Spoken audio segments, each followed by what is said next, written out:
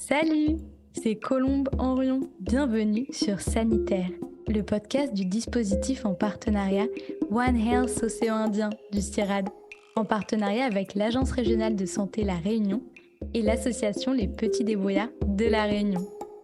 Dans ce podcast, vous en apprendrez plus sur One Health, une seule santé, l'interdépendance entre la santé humaine, animale et environnementale.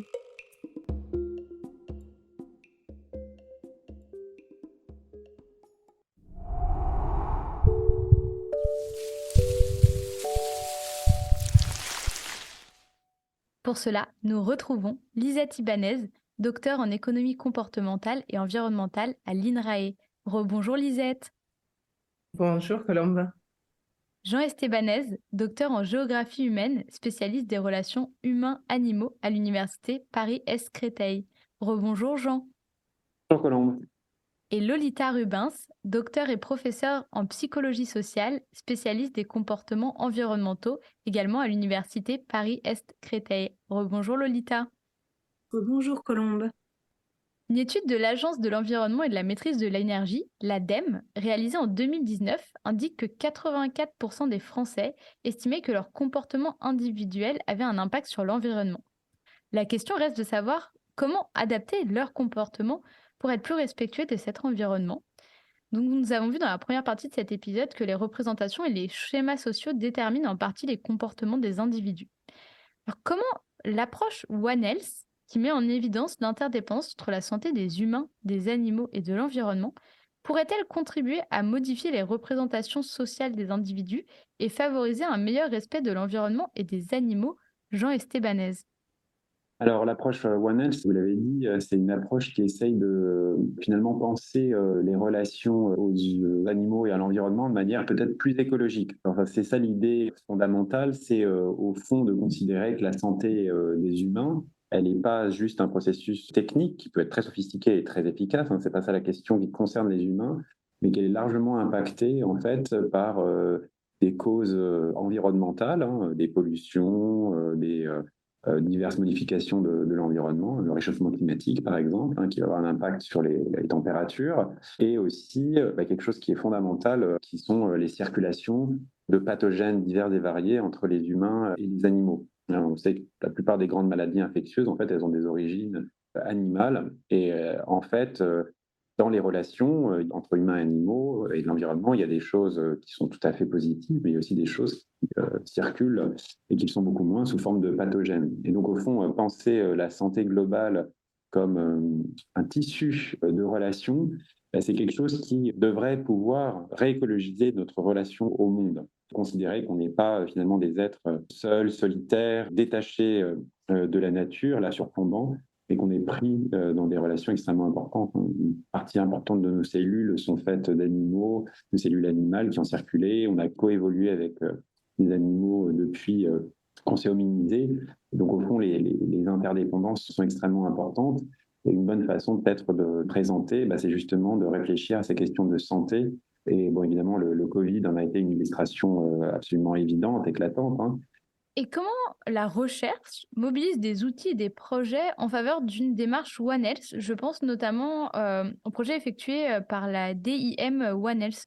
Oui, alors le One Health, c'est un des leviers d'action de la région Île-de-France, hein, qui souhaite fédérer des chercheurs sur des thématiques qui sont jugées centrales.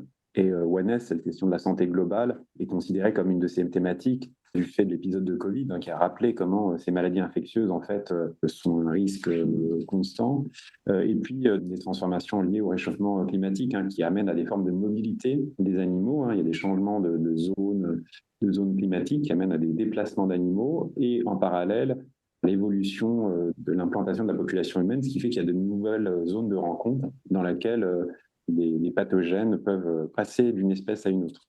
Et donc le DIMA One Health essaye en fait de mettre en relation des gens qui viennent plutôt du champ des sciences biomédicales, des médecins, des vétérinaires, et puis des gens qui viennent plutôt du champ des sciences sociales, justement pour essayer de réfléchir à cette question de l'écologie des relations, à cette question aussi de la dimension sociale, en fait, de la circulation des pathogènes. Évidemment, les pathogènes, on peut les analyser en biochimie, mais c'est aussi, en fait, les résultats de types de rencontres spécifiques. et donc des modalités de relations aux animaux, d'exploitation, de chasse, de prédation, qui vont avoir un impact avec le fait qu'on soit ou non en relation avec ces pathogènes. Donc c'est l'idée d'avoir une approche interdisciplinaire qui puisse mieux rendre compte de la diversité des relations qu'on a avec les animaux et l'environnement.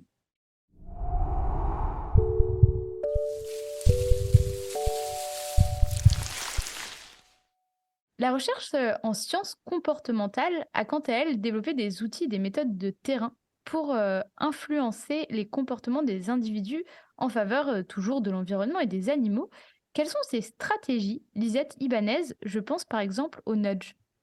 Oui, donc comme ça a été dit précédemment, c'est que la sensibilisation ou mettre en avant notre impact sur l'environnement permet de créer une intention, mais ça aboutit pas forcément en action. Et le nudge, notamment, est un outil qui nous aide souvent de passer de l'intention à l'action. Donc, qu'est-ce que c'est un nudge? Donc, le nudge, si je le traduis de l'anglais, c'est un petit coup de pouce qui amène l'individu à adopter un comportement souhaitable, mais sans lui contraindre son ensemble de choix. Donc, contrairement à des instruments économiques avec des taxes où on réduit son ensemble de choix, le nudge lui laisse tout le libre choix, mais c'est une politique qui le pousse à un comportement souhaitable.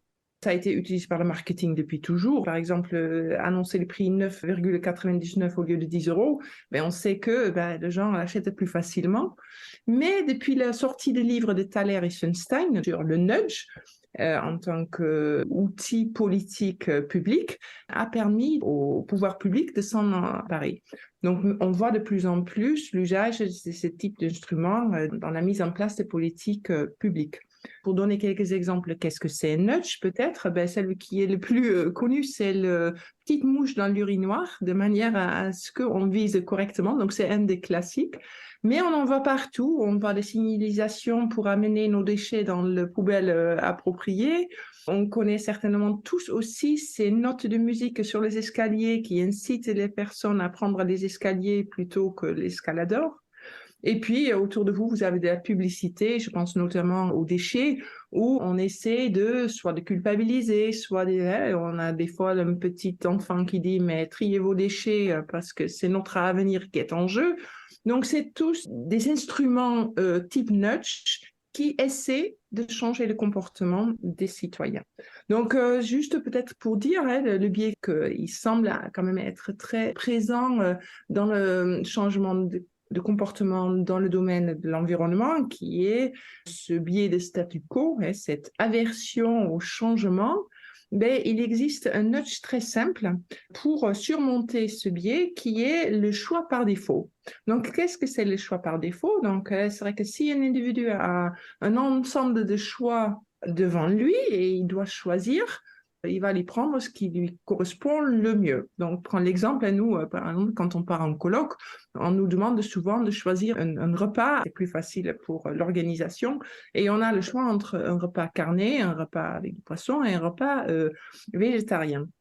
Si je laisse le libre choix, en général, la plupart des gens prennent un plat carné ou un repas avec du poisson. Et donc, ils ont essayé de tester si, par exemple, je précoche le repas végétarien, qu'est-ce que ça donnerait? Et ils ont montré que dans ce cas-là, tout d'un coup, 80% des participants sont devenus végétariens. En tout cas, ils ont choisi le repas avec uniquement des légumes. Donc, c'est un outil qui est très facile, dans certains cas, à mettre en place, mais qui a un résultat très important. Notre exemple à donner, c'est la donation des organes. Avant, il fallait se déclarer comme étant donateur et aujourd'hui, on est donateur d'office.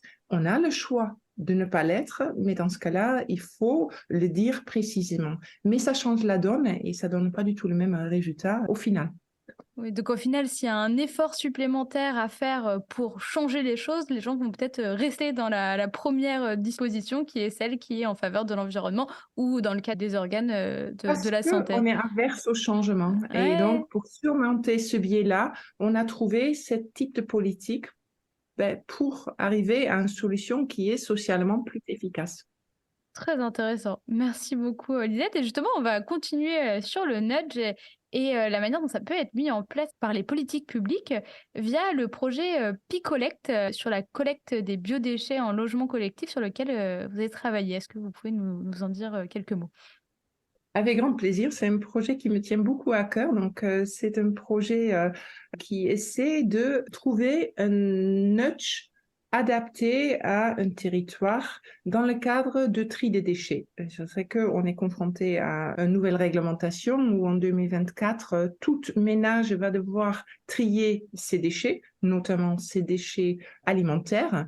Et les collectivités sont confrontées à un problème. Donc, eux, ils mettent en place toute une infrastructure pour permettre de faire le tri, mais reste un grand problème, comment changer le comportement des ménages.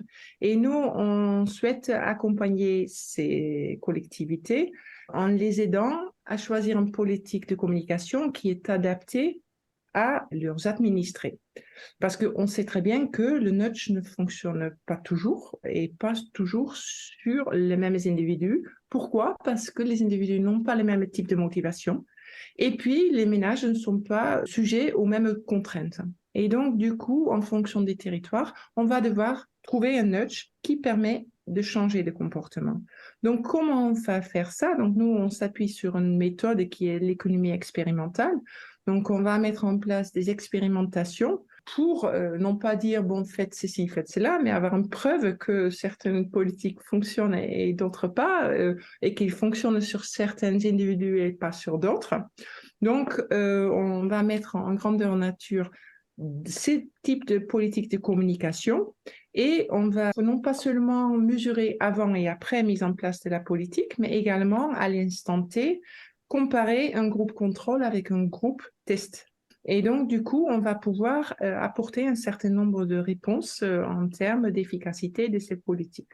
Donc, les politiques qu'on aimerait mesurer dans ce cadre de projet de Picolect sont liées à la norme sociale. Donc, ça, c'est pour surmonter le biais de surconfiance. Comme l'individu ne sait pas toujours où il en est par rapport à ses pairs et qu'il a cette tendance à penser qu'il fait mieux que les autres, on va vouloir tester si on informe l'individu sur ce que font les autres, que ça permet d'être un levier efficace. Et puis, on a un autre type de nudge qu'on aimerait mesurer, c'est plus lié à bénéfice qu'il va pouvoir retirer de l'acte de tri. Donc, on va l'informer sur le résultat de son tri. Donc, ça peut être au niveau individuel, ça peut être au niveau local, mais ça peut être aussi un bénéfice vraiment pour nos enfants futurs qu'il est important de trier. Donc, ça parle de est-ce que les gens ont plutôt de motivation intrinsèque ou plutôt de motivation extrinsèque.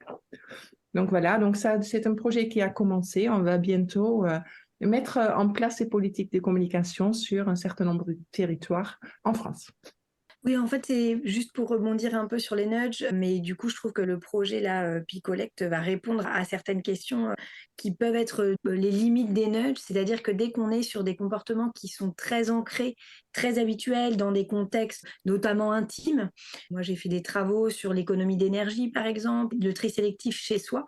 C'est vrai que ça peut être parfois la limite du nudge qui fonctionne très bien sur des personnes qui viennent là ponctuellement. C'est le cas de la mouche dans les urinoirs. C'était à l'aéroport de Schiphol. Donc, une mouche dans un urinoir dans un aéroport, ça a peut-être pas le même effet qu'une mouche dans ses toilettes, ses propres toilettes. Donc, c'est vrai que dans cette technique du nudge, il y a cette idée de nouveauté, cette idée de quelque chose qui serait ludique et attractif. Et c'est vraiment très positif parce que ça rend justement ces comportements pro-environnementaux plus ludiques, plus attractifs et ça donne un peu de plaisir ou de jeu en tout cas dans ces comportements pour certains nudges. Et c'est vrai que la recherche reste à faire sur les comportements quotidiens qui justement demandent cette énergie, parfois cette attention. Et donc je trouve ça très intéressant de pouvoir continuer à travailler sur ces limites. Merci Lolita et on va continuer avec vous. Vous avez travaillé sur un projet développé par l'entreprise Citeo qui vise à lutter contre des dépôts sauvages de déchets sur les plages de Marseille. Pouvez-vous nous raconter un petit peu les résultats de cette étude et en quoi elle semblerait avoir permis d'inciter les usagers à mieux trier leurs déchets? Tout à fait. Donc pour cette étude, on s'était basé dans un cadre théorique qui est celui de la communication engageante, c'est-à-dire cette idée de pouvoir engager les personnes par rapport au comportement visé. Donc peut-être pour parler un peu de la procédure d'abord, la méthodologie a été de supprimer les poubelles qui étaient sur les plages et de mettre en place des abris-bacs qui seraient visibles et sur lesquels on pourrait trier. Donc, comme on le disait un peu plus tôt, c'est un peu contre-intuitif de se dire qu'on va mettre moins de poubelles et qu'on va finalement les regrouper, mais à un endroit très visible. Mais c'est l'idée de pouvoir avoir à faire un petit effort, donc pas très grand, hein, mais de pouvoir faire un effort pour aller mettre ces déchets plutôt que de les poser n'importe où, ou en tout cas de les poser très à proximité avec des corbeilles parfois qui débordaient ou des déchets qui étaient posés effectivement sur la plage. À cette procédure d'engagement a été ajoutée de la communication, de la sensibilisation, donc à la fois par des affiches, un abri-bac très visible et puis des ambassadeurs, ambassadrices du tri qui se baladaient sur la plage et qui pouvaient donner de l'information sur ces abri-bacs. Donc tout ce dispositif donc, de communication engageante, puisqu'on a à la fois de la persuasion, à la fois de l'engagement, a permis d'augmenter le tri, en tout cas le tonnage de tri, n'a pas augmenté le déchet sauvage, puisque quand on parle de politique publique et qu'on arrive en préconisant de supprimer les poubelles, parfois c'est un peu la crainte qu'on peut entendre, c'est-à-dire mais si on supprime des poubelles, on va avoir encore plus de déchets qui seraient posés n'importe où. Donc là, on est rassuré parce que ça n'a pas été le cas sur ces plages à Marseille. De plus, on a eu un dispositif qui est bien identifié par les personnes qu'on a interrogées. Donc, effectivement, on comprend bien qu'il y a des abris-bacs, qu'effectivement, ça sert à pouvoir mettre les déchets et à les trier. Une adhésion plutôt bonne au projet, avec des personnes qui trouvent que le projet est une bonne chose, le dispositif est une bonne chose. Un sentiment d'utilité qui est augmenté également. Donc les personnes trouvent que c'est utile de pouvoir jeter ces déchets, trier ces déchets et que le dispositif a été utile. Et surtout, quelque chose qui nous a paru vraiment très intéressant, c'est qu'on a eu une perception du tri par les autres, donc un impact sur la norme sociale qui a été assez important, puisqu'au début de l'été, puisque ça a été fait sur un été, au début de l'été, on avait 32% des personnes interrogées qui considéraient que les autres triaient, alors qu'à la fin de l'été, on avait un pourcentage de 67% de personnes qui considéraient que les autres triaient. Ce qui fait qu'effectivement, on se rend compte qu'on renforce là la perception de la norme sociale, c'est-à-dire qu'au départ, le tri paraissait assez anecdotique sur la plage, ou en tout cas, il était minoritaire, alors qu'à la fin de l'été, avec la mise en place de ce dispositif, on a une perception qui devient une perception de norme majoritaire, c'est-à-dire qu'on a une majorité de gens qui trient, et ça, c'est très important quand on sait que, comme on l'a dit, la norme sociale est un des facteurs qui permet de mettre en place ce comportement. Donc, si on a l'impression qu'on est seul à le faire et que ça sert à rien, on sera plus embêté. Donc là, ce n'est pas le cas. Oui, donc ce qui peut également du coup influencer le comportement des individus du fait de la nouvelle la représentation de la nouvelle norme. C'est vraiment très intéressant. D'ailleurs, l'augmentation des chiffres est assez impressionnante.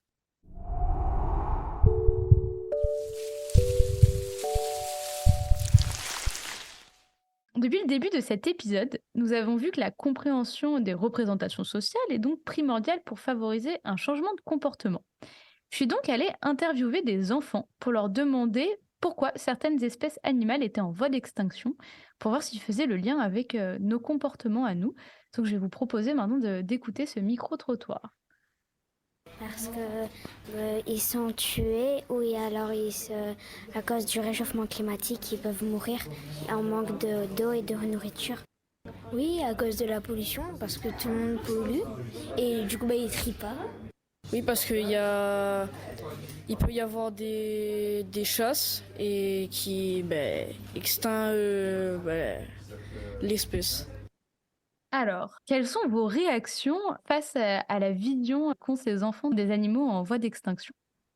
L'extinction, je pense que c'est un grand récit qui renvoie à la question de à la mort d'une espèce. Donc c'est sûr que c'est une thématique qui est puissante et qui est souvent mobilisée d'ailleurs souvent par les politiques publiques, par les organismes de conservation, pour essayer de sensibiliser. Et je pense qu'effectivement, c'est un récit extrêmement puissant.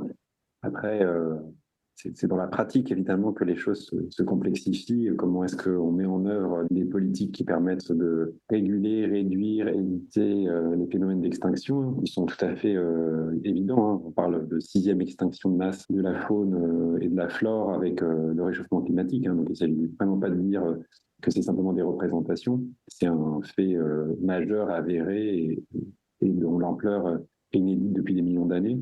Mais c'est aussi évidemment un fait social. Qu'est-ce que ça veut dire de vivre dans un monde dans lequel il y a moins d'animaux et moins de plantes? Ça, c'est quelque chose qui est une vraie question anthropologique au fond. Ouais, et de l'impact in fine que ça aura sur nous et le monde dans lequel on vit actuellement et le monde en devenir. Alors, je vais continuer sur la question des animaux en voie d'extinction. Donc, on vient de voir tout au long de cet épisode qu'une bonne compréhension des représentations sociales et des comportements humains sont indispensables à l'élaboration de stratégies adaptées. A contrario, certaines stratégies peuvent donc aboutir à des résultats inverses de ceux escomptés. Jean Estebanez, est-ce que vous pouvez nous parler des classifications de l'UICN, donc l'Union internationale pour la conservation de la nature, et de l'impact de la notion de rareté sur la protection des animaux en voie d'extinction? Effectivement, c'est tout à fait les deux versants d'une politique publique. Il y a l'idée, on va construire un référentiel pour indiquer l'état d'une population sur Terre. Est-ce qu'on a une espèce qui est menacée, très menacée, et qu'est-ce que du coup on peut essayer de faire pour éviter que cette population, que ces espèces disparaissent? Mais ce qui est frappant en fait, hein, et qui ont été faites de ce point de vue-là, c'est que ces classifications, elles indiquent aussi un degré de rareté. Et pour certains animaux, en fait, le fait même d'avoir une classification qui indique un stade en voie de disparition ou avec vraiment des effectifs très faibles, et ben, ça peut donner une valeur monétaire plus élevée aux spécimens restants. C'est-à-dire que il y a, dans un processus qui est un processus de distinction sociale, hein, il y a toujours des gens qui sont prêts à acheter les derniers spécimens et à payer plus cher pour cela. Donc, on a eu des cas dans lesquels, en fait, la classification du l'UICN a eu un effet contre-productif qui a été de rendre plus présente la chasse, la prédation sur les derniers spécimens d'une espèce. Donc, voilà, c'est ça qui montre toute la complexité des organismes ou les tentatives de réguler le vivant. C'est que, évidemment, des acteurs qui ont des intérêts, des volontés qui ne sont pas convergentes. En ce moment, je tourne à La Réunion parce que je travaille pour le dispositif en partenariat One Health Océan Indien et que nous sommes basés à La Réunion.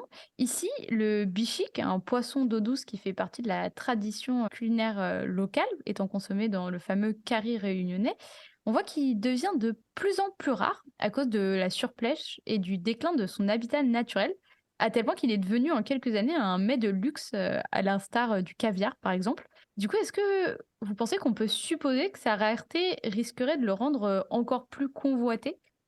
Oui, enfin, moi, je pense qu'effectivement, la nourriture, l'habillement, l'utilisation des peaux, des écailles sont évidemment des fonctions pratiques. Ils ont aussi beaucoup des fonctions sociales. Le simple fait qu'un mets ou un produit devenu désirable soit rare va évidemment amener à être désiré et de plus en plus désirable. Alors, évidemment, difficile de faire des projections. Peut-être qu'on va considérer qu'il faut changer les plats qui sont liés à l'identité locale. Ça paraît peu probable. Ce qui va sans doute plutôt se faire, c'est des substituts pour les gens qui n'en auront pas les moyens. Et puis, le plat authentique va devenir une marque de distinction. Voilà, je pense que ça renvoie au fait que la nature est aussi marchandisée. Elle est inégalement marchandisée. Il y a des animaux charismatiques pour des raisons variés, hein. Ils sont recherchés pour leurs cornes, pour leurs trophées, pour les propriétés qu'on leur attribue et qui sont de ce fait, qui seront toujours chassés ou en situation de prédation. Lolita, souhaitez-vous ajouter quelque chose? Comme on parlait des normes sociales juste avant, et c'est ce que disait Jean, hein, il y a cette idée de pouvoir se nourrir, mais il y a aussi cette idée de normes sociales, de tradition, d'où l'importance, on voit quand on essaye de proposer des changements de comportement. Donc là, c'est pas le cas, mais on pourrait imaginer une politique publique qui permettrait de proposer de moins consommer du bichic. Il faudrait pouvoir avoir un accompagnement qui ferait qu'on pourrait cuisiner autre chose, parce qu'on imagine qu'effectivement, c'est quelque chose, peut-être une recette traditionnelle, qui se passe de famille en famille. Peut-être que si on utilisait un autre poisson avec une chair différente, il faudrait le cuire différemment. Et donc, il y a tout un ensemble de comportements qu'il faudrait changer, liés à une tradition, peut-être à quelque chose, effectivement, qui lie les personnes entre elles.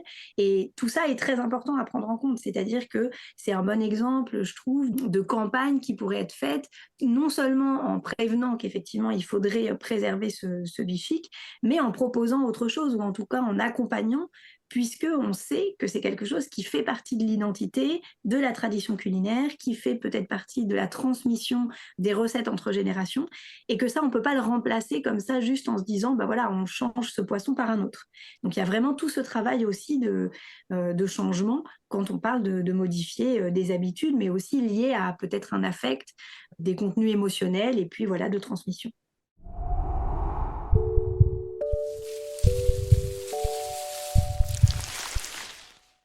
Une enquête de l'Agence de la transition écologique, l'ADEME, réalisée en 2020, relevait que 7 Français sur 10 se disaient prêts à modifier leur comportement pour lutter contre le réchauffement climatique.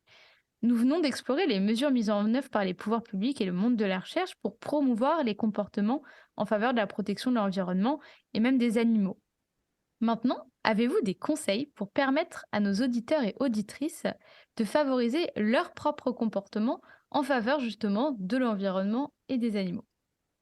Alors peut-être par rapport à ce qui vient d'être dit sur les normes sociales, la première chose qui me viendrait en tête, c'est certainement pas la seule, hein, mais c'est peut-être de s'entourer, justement, de pouvoir aller chercher des conseils ou un soutien, déjà d'une, pour pas se sentir seul dans l'effort, c'est-à-dire à pas avoir l'impression justement qu'on est une goutte d'eau dans l'océan, et puis pour pouvoir faciliter aussi le changement, comme je le disais, cette attention qu'on déploie, cette énergie qu'on déploie, elle peut être facilitée par le fait qu'on est soutenu. Ça me fait penser aux défis famille zéro déchet ou famille à énergie positive. Ces défis qui nous permettent de participer à des ateliers, de pouvoir avoir de l'information et de le faire en groupe. C'est vrai que ça permet justement de se sentir un peu plus fort ou plus forte et mieux outillé. Oui, pour rebondir sur ça, c'est vrai que même si, enfin, c'est souvent difficile de passer de l'intention à l'action, mais c'est dire aussi que, enfin, si on passe à l'action, on peut instaurer aussi un cercle vertueux. Soit on s'entoure des personnes qu'on dit Lolita, mais également montrer le bon exemple est aussi une façon à instaurer de nouvelles normes dans une société. Et ça voulait juste rebondir sur le micro-trottoir où on voit carrément que les enfants sont beaucoup plus conscients de la problématique, et il faut espérer que cette sensibilisation, qui est aussi un levier, va permettre à changer le comportement de nos plus jeunes qui, eux, peuvent être moteurs de changement de comportement de la société. Moi, je dirais peut-être qu'une chose qui est intéressante à faire, parce que finalement, on peut avoir des représentations générales, mais pas d'idées précises sur la question, c'est de calculer son empreinte carbone. Il y a plein d'outils très accessibles, ne serait-ce que sur les sites gouvernementaux, qui permettent de se rendre compte de l'empreinte qu'on a par son action quotidienne, annuelle, les déplacements, etc. Et en fait, souvent, les résultats sont surprenants, hein, y compris si on pense avoir un comportement vertueux. Donc, c'est une première chose. Et puis une seconde chose qui est très différente, c'est prendre le temps, parfois, on n'a pas toujours la possibilité, prendre le temps de s'arrêter et, par exemple, d'écouter les oiseaux. Voilà, on pourrait le faire avec beaucoup d'animaux, mais au fond, la dimension sensible de ce que c'est que le vivant dans des sociétés urbaines avec des rythmes élevés, et parfois quelque chose qui nous échappe. Donc, prenez 5 minutes et écoutez les merles, si vous en avez dans votre parc à proximité. C'est quelque chose qui renvoie à la beauté et l'importance de la place d'autres êtres vivants sur Terre, je pense. Mais c'est vrai que l'approche sensorielle nous permet de nous sensibiliser d'autant plus aux animaux et à leur préservation. Merci à tous les trois. Alors l'épisode touche à sa fin. Avant de nous quitter, est-ce que vous auriez une œuvre d'art, un film, un livre, une exposition ou autre sur la thématique de l'épisode à conseiller à nos auditeurs et auditrices? Alors, peut-être une exposition qui s'appelle Plus de degrés, les Val-de-Marnais, le climat et l'environnement, qui était proposée par les archives départementales du Val-de-Marne et que j'avais trouvée très intéressante parce que en fait, elle présente les transformations du territoire et de la société, en particulier val-de-marnaise, sur la seconde moitié du XXe siècle. Donc, elle présente l'explosion urbaine, la pétrolisation de l'économie, les changements de comportement qui ont eu lieu pendant ces bouleversements. On avait une utilisation, on va dire, très sobre de la nature précédemment, et que en fait, on voit bien comment nos modes de vie ont accéléré et ont complètement changé notre rapport à l'environnement. Donc c'est assez intéressant et en plus très situé, et peut-être quelque chose qui serait un peu plus global parce que c'est peut-être pas très accessible l'exposition. On peut aussi parler du projet One Home, qui fait écho un peu à l'idée de One Health, avec, donc ça c'est accessible sur Internet, des films de la Terre vus de l'espace, avec cette idée de pouvoir regarder la Terre. Donc il y a aussi de la musique, parfois c'est des paroles par-dessus, de la musique par-dessus, mais c'est vrai que ça permet de se rappeler justement de cette unité de la Terre, à la fois humaine, animale, environnementale. Et donc ça peut être très joli à regarder et effectivement provoquer un effet assez fort. En tant qu'économiste comportementaliste, moi je conseille un livre écrit par un scientifique, mais qui le met au niveau de tout le monde, et c'est Dan Ariely, qui est comportementaliste et qui travaille sur les biais comportementaux. Donc, il a écrit un livre qui s'appelle Irrationalité prévisible, dans lequel il explique tous les biais auxquels l'humain est confronté, et de manière très concrète, de manière aussi dans des actions dans lesquelles on se retrouve tous, et qui montre aussi que cette inaction qu'on peut avoir, ou des choses qui ne sont pas forcément bonnes pour soi-même, mais qu'on adopte quand même, des actions qu'on adopte quand même. Donc c'est Dan Ariely qui a écrit le livre, donc Irrationalité prévisible. Merci Lisette. Et vous, Jean?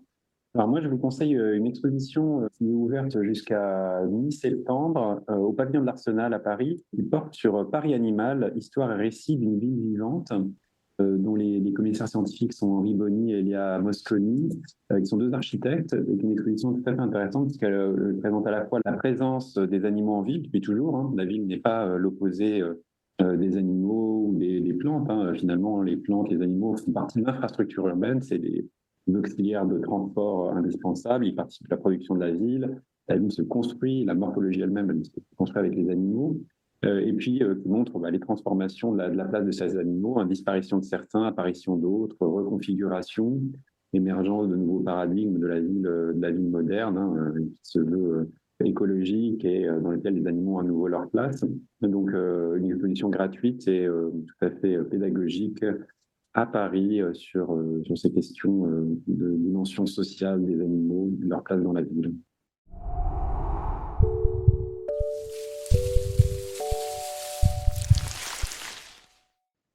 Dans cette seconde partie d'épisode, nous aurons compris que le nudge, la prise en compte des représentations sociales ou encore des biais comme la compensation morale ou la convoitise provoquée par la rareté sont tant de phénomènes à intégrer dans la mise en place de politiques publiques. Merci à Lolita Rubens, Jean Estebanez et Lisette Ibanez de nous avoir éclairés sur les comportements des individus face à l'environnement et aux animaux. Retrouvez-nous le 1er août pour notre prochain épisode que vous pourrez trouver sur les plateformes d'écoute classiques.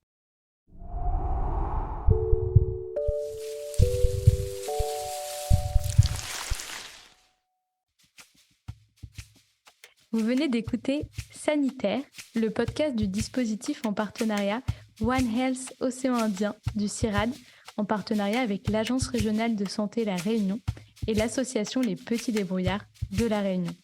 Si notre épisode vous a plu et que vous souhaitez en savoir plus sur l'interdépendance entre la santé des animaux, celle de l'environnement et la nôtre, abonnez-vous sur notre page.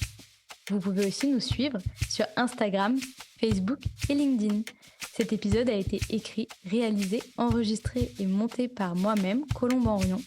Audrey Chaunette s'est occupée de l'animation sonore et Léa Chanron de l'infographie. À très vite, bonne écoute.